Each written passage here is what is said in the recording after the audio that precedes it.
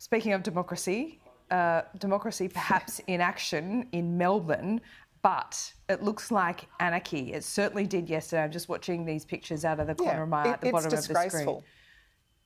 Yeah, it's disgraceful. People, of course, absolutely have the right to protest peacefully in our country, in our democracy, but you don't protest for police. You don't protest for peace by throwing missiles at police. I support the right of peaceful protest. I don't support violence directed at police who are only doing their job.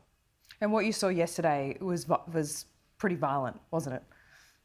Oh, it's disgraceful. I don't know how you call yourself a peace protester and turn up and you know, start throwing missiles at people who are just out there doing their jobs. One of the things that was really puzzling yesterday that kind of debases all these other causes is that there was climate change protesters that added themselves to that yesterday. And there was some random Russian flags. What does this say about the level of kind of professional protesters in this country?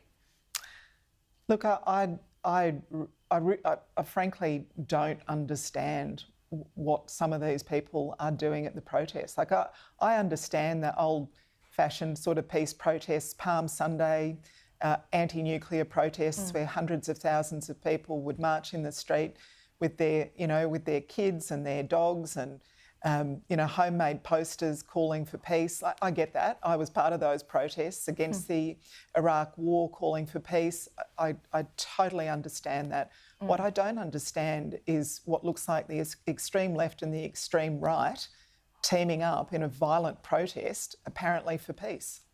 I don't get it. Yep, neither do I.